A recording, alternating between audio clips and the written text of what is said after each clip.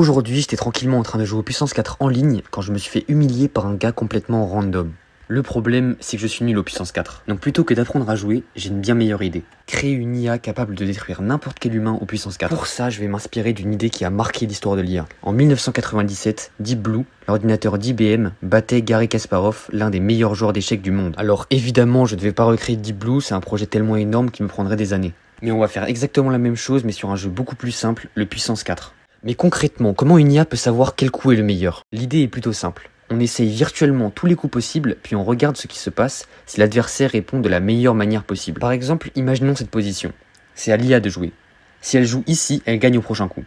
Donc cette branche vaut +1. A l'inverse, si elle joue ici, l'adversaire peut immédiatement gagner. Cette branche vaut donc -1.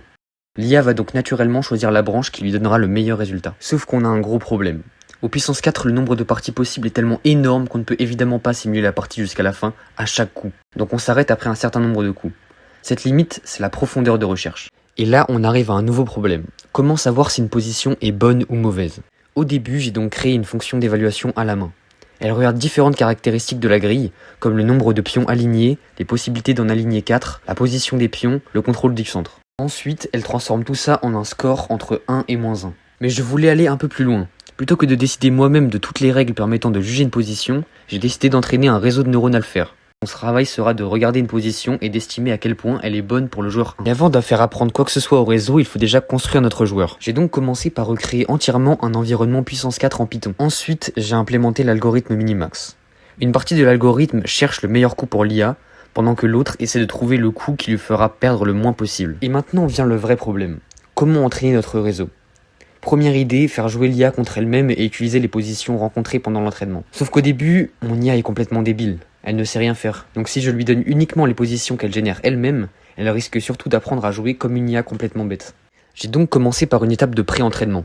J'ai généré des milliers de positions aléatoires et utilisé ma fonction d'évaluation faite à la main pour leur attribuer un score. Mon réseau apprend donc d'abord à reproduire cette fonction, ce n'est pas encore une IA parfaite, mais au moins elle part avec une première intuition du jeu du puissance 4. Maintenant, on peut passer à la partie intéressante. Mon IA joue contre elle-même pour générer des positions. Ces positions servent ensuite à entraîner une nouvelle version du réseau. Et comme le réseau devient progressivement meilleur, les parties qu'il génère deviennent elles aussi plus intéressantes. On fait ensuite jouer l'ancienne version contre la nouvelle, et si la nouvelle est meilleure, elle devient notre nouvelle génération. Et on répète ça génération après génération. Après quelques dizaines de générations, j'obtiens donc une IA qui ne se contente plus de suivre une fonction d'évaluation, mais qui utilise son propre réseau pour évaluer les positions. Avec une profondeur de recherche de 5, on obtient une IA très forte au puissance 4, capable de battre ton père et ton oncle en même temps. J'espère que cette vidéo vous aura plu. Si vous voulez voir le code ou reproduire le projet, il est disponible dans la description.